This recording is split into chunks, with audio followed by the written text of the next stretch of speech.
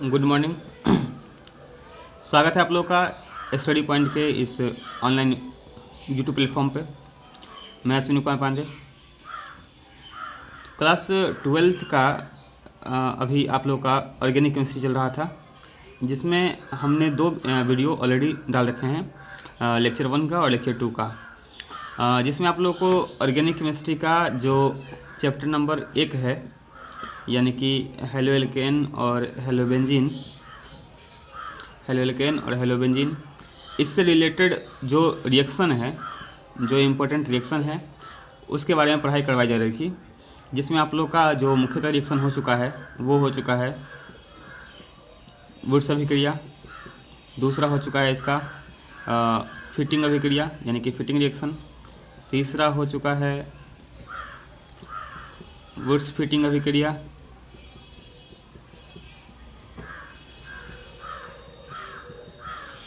और चौथा जो आप लोग का हो रखा है वो है कार्बिल एमीन अभिक्रिया। ये 4 रिएक्शन जो है आप लोगों का कंप्लीट करवाया जा चुका है।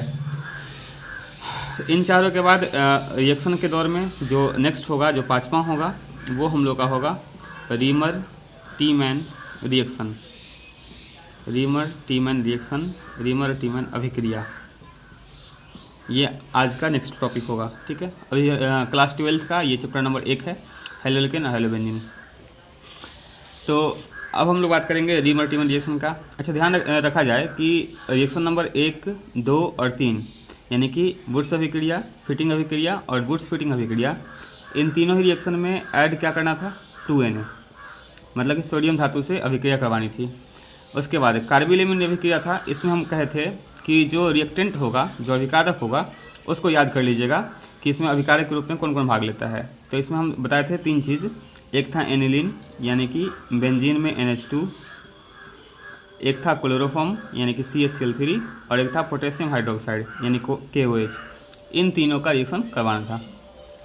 तो जो नेक्स्ट हमारा हेडिंग होगा, जो नेक्स्ट रिएक्शन होगा, वो होगा रीमर टीमैन रिएक्शन। और ध्यान रखा जाए कि बिहार बोर्ड में मैक्सिमम टाइम कार्बिल एमीन अभिक्रिया और रीमर टीमैन अभिक्रिया में अंतर पूछा जाता है। क्योंकि दोनों रिएक्शन एक जैसे ही होते हैं, तो मैक्सिमम टाइम इन दोनों में जो डिफरेंस क्या है कि कार्बिल एमीन रिएक्शन में और रीमर टीमैन रिएक्शन में, ये आप लोगों से पूछा जाएगा। तो चलिए शुरू करते हैं।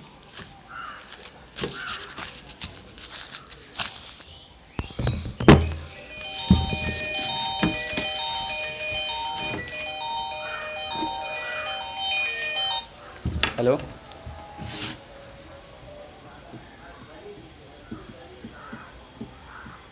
Hello,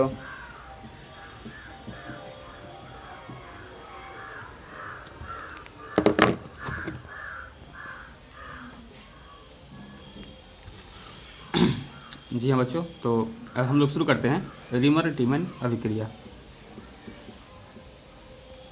reamer Tiemann reaction. तो देखिए, इस अभिक्रिया में जो रिएक्टेंट हैं जिनका अभिक्रिया करवाना है, उसमें कौन कौन है? उसमें है phenol plus chloroform plus caustic soda. यानी कि रीमर टीमैन अभिक्रिया में जो अभिकारक भाग ले रहे हैं उनका नाम क्या क्या है? फिनॉल, क्लोरोफॉर्म और कास्टिक सोडा। फिनॉल क्या होता है? तो जब भी किसी बेंजीन में OH लग जाए, बेंजीन में अल्कोहल लग जाए, तो उसको हम फिनॉल कहते हैं। यानी कि फिनॉल का जो फॉर्मूला होगा वो होगा कुछ इस तरह का। ये है बेंजीन और इसमें लग जाएगा OH, यानी कि सॉरी एक मिनट, हेलो, तो ये फिनॉल है, बेंजीन में OH प्लस क्लोरोफॉर्म। तो क्लोरोफॉर्म में क्या होता है कि किसी एक कार्बन में जब 3 टाइम हेलोजन लग जाए, यानी कि CHCl3 फार्मूला होता है क्लोरोफॉर्म का। इसी तरह CHBr3 रहेगा तो ब्रोमोफॉर्म। हेलो, हेलो, माफ़ कीजिएगा, मोबाइल को ऑफ कर रहे हैं।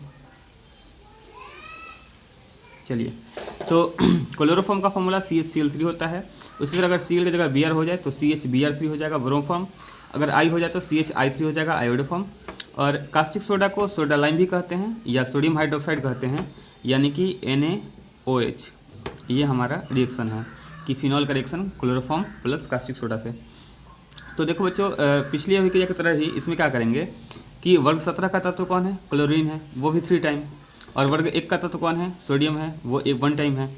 मतलब 17 वाले ग्रुप में कौन कौन होता है, 17 वाले में होता है क्लोरीन, ब्रोमीन और आयोडीन। और 1 वाले में कौन सा है, 1 वाले में है हाइड्रोजन, लिथियम, सोडियम, पोटेशियम, इस तरह से सीजियम, फ्रांसियम, जो भी हो। तो 17 वाला तत्व कौन सा इसमें है, क्लोरीन है। और 1 वाला तत्व उसमें कौन सा अवेलेबल है, सोडियम है तो हाइड्रोजन भी, लेकिन हाइड्रोजन लास्ट ऑप्शन होता है, सोडियम के साथ ही रिएक्शन करवाते हैं। तो इस वाले में क्या है कि 3 टाइम ऑफ हेलोजन और 1 टाइम ऑफ सोडियम, ठीक है। तो हम लोग क्या करेंगे कि 3 Cl के लिए यहाँ पे 3 टाइम, मतलब 3 से मल्टीप्लाई कर लेंगे, 3 सोडियम हो जाएगा। तो 3 को Na 3 Cl के साथ बाहर, यानी 3 टाइम ऑफ NaCl हो जाएगा बाहर, ठीक है। प्लस क्या क्या बच रहा है सो देख रहे हैं। तो यहाँ पे बच रहा है OH, वो भी 3 टाइम, तो 1 time OH, 2 time OH and 3 time OH। इधर से बच रहा है CH, यानी यहाँ बच रहा है CH, और यहाँ बच रहा है बेंजीन के साथ अल्कोहल, बेंजीन के साथ अल्कोहल। तो इसमें जब वाटर बाहर करना है तो हम लोग क्या करेंगे, सबसे पहले होता क्या है कि बेंजीन के किसी एक पोजीशन से, हम लोग जानते हैं कि जहाँ जहाँ बेंजीन का कॉर्नर है वहाँ वहाँ कार्बन है, और जहाँ जहाँ कुछ नहीं लगा हुआ हाइड्रोजन है, जहाँ कुछ लगा है वहाँ का हाइड्रोजन क्या हो गया होगा, प्रतिस्थापित हो गया होगा। तो यहाँ पे एक हाइड्रोजन यहाँ का जो है उसको हम बाहर निकालेंगे, और इस हाइड्रोजन को इस अल्कोहल के साथ कर देंगे बाहर, तो हो जाएगा वाटर एंड सो ऑन। एक H यहाँ से और ये OH, 2 टाइम ऑफ वाटर यहाँ से हम लोग बाहर करेंगे, ठीक है। यानी 2 mole of water will be out, ठीक है। अब बचने का क्या है, तो देखिए एक हमारे पास बेंजीन बचा हुआ है, एक बेंजीन हमारे पास बचा हुआ है। बेंजीन में OH जैसे था वैसे है, इसका एक हाइड्रोजन यहाँ से लिए हैं तो यहाँ पे हमको कुछ देना पड़ेगा, और क्या देंगे, जो बचा हुआ है सो CH और O, यानी कि एल्डिहाइड। और बच्चों ध्यान रखिएगा कि जब भी किसी फिनॉल में एल्डिहाइड जोड़ते हैं तो उसका नाम क्या हो जाता है, नाम होता है सैलिसिल एल्डिहाइड, सैलिसिल एल्डिहाइड। उसी तरह जब भी किसी फिनॉल में अगर हम कार्बोक्सिलिक एसिड जोड़ेंगे COOH, तो नाम क्या हो जाएगा, सैलिसिलिक अम्ल होता है। यहाँ एल्डिहाइड जोड़ रहे हैं तो नाम क्या हो जाएगा, सैलिसिल एल्डिहाइड, ठीक है।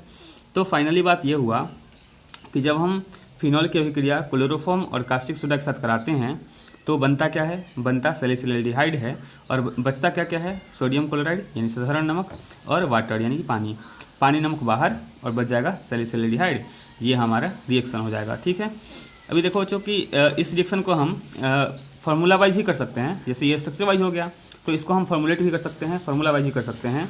कहने का मतलब कि हम फिनॉल को बेंजीन में OH न जोड़कर C6H5OH के फॉर्म में भी लिखकर बना सकते हैं। कैसे, तो फिनॉल का फार्मूला लिखेंगे C6H5 एंड OH, क्लोरोफॉर्म का लिखेंगे CHCl3 एंड कास्टिक सोडा का लिखेंगे NaOH। फिर से वही काम है, ग्रुप 17 का 3 टाइम है तो यहाँ 3 से मल्टीप्लाई कर लेंगे, 3 Cl और 3 Na जो है वो जाएगा बाहर, यानी 3 टाइम ऑफ NaCl हो जाएगा बाहर। क्या बचने का है, OH 3 बार, तो OH 1 बार, OH 2 बार, OH 3 बार। अच्छा, उसके बाद CH बचने का है तो CH, और यहाँ बचेगा ये पूरा का पूरा C6H5OH। देखिए अगर हम यहाँ से पूरा का पूरा वाटर निकाल लेते हैं, OH हर एक OH को वाटर बनाते हैं तो फॉर्मुलेट नहीं हो पाएगा, फॉर्मूला जो है वो स्टेबल नहीं हो पाएगा, ठीक है। और इसके लिए बहुत ज़्यादा टेम्परेचर की आवश्यकता होगी, ठीक है, जो कि इस रिएक्शन में रीमर में नहीं होता है। तो हम लोग क्या करेंगे कि यहाँ से एक H को आउट करेंगे और इस H को इस OH के साथ कर देंगे बाहर, तो बन जाएगा वाटर। फिर उसके बाद H और OH को बाहर, सॉरी यहाँ से H और OH को बाहर कर लेते हैं, H और OH को बाहर कर लेते हैं, तो एक वाटर यहाँ से हो गया, तो 2 टाइम ऑफ वाटर हो जाएगा बाहर।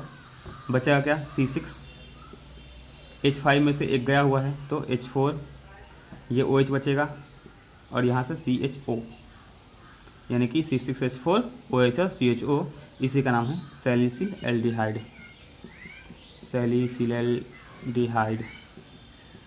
तो हम स्ट्रक्चर वाइज ना बना के फॉर्मूला वाइज भी कर सकते हैं, इसमें कोई दिक्कत नहीं है, और इस अभिक्रिया का नाम रीमर अभिक्रिया है।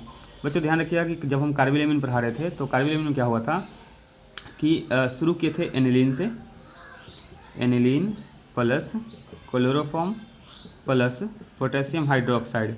और यहाँ पर क्या बना था, यहाँ बना था कार्बिलेमिन, यानी बेंजीन में NC बेंजीन आइसोसाइनेट बना था, और HCl और KCl और वाटर जो है वो बाहर हो गया था, और दोनों थ्री टाइम ये। तो ये हुआ था किसमें, कार्बिलेमिन रिएक्शन में। तो कार्बिलेमिन रिएक्शन में और रीमर-रीटिमन में ज़्यादा का अंतर है नहीं। वहाँ फिनॉल लेंगे, यहाँ एनिलीन लेंगे, ये दोनों में लेना है। यहाँ पोटेशियम हाइड्रोक्साइड, वहाँ लिए थे सोडियम हाइड्रोक्साइड। यहाँ बना है बेंजीन आइसोसाइनेट, वहाँ बन रहा था सैलिसिलिडिहाइड। यहाँ KCl बाहर हुआ, वहाँ NaCl बाहर हुआ था। यहाँ 3 टाइम H2O बाहर हुआ, वहाँ 2 टाइम H2O बाहर हुआ था। तो दोनों रिएक्शन जो है एक दूसरे से इस तरह से जुड़ा हुआ है। तो ये आप लोग कॉपी में नोट कर लेंगे और इसको अच्छे से याद कर लेंगे रीमर-रीटिमन और कार्बिलेमिन के बारे में। अगर दिक्कत हो तो वीडियो को पॉज करके तब देख लीजिएगा, ठीक है। हालांकि हम कोशिश कर रहे हैं कि जितना स्लो हो सके उतना बोलें, क्योंकि थोड़ा सा लैंग्वेज फास्ट है हमारा। आज बस इतना ही, धन्यवाद। और क्लास 11th का वीडियो हम जल्द लेकर आ रहे हैं। और एक और बात यह है कि अगर हम ना बोलें कि सब्सक्राइब करें और लाइक करें, तो इसका मतलब थोड़ी होता है कि शेयर नहीं करना है या सब्सक्राइब नहीं करना है। आप लोग इसको शेयर कर सकते हैं। और जो भी आपके दोस्त हैं जो लॉकडाउन में फंसे हुए हैं, पढ़ाई नहीं हो पा रहा उनका, तो उन लोगों से भी वीडियो शेयर कर सकते हैं। आप लोग उनको भी भेजिए, उनका भी हेल्प कीजिए। और यूट्यूब का जो हमारा लेक्चर है, इसका कोई फ़ी नहीं लग रहा है। तो जो भी लोग देखना चाह रहे हैं आराम से देख सकते हैं। धन्यवाद, जय हिंद।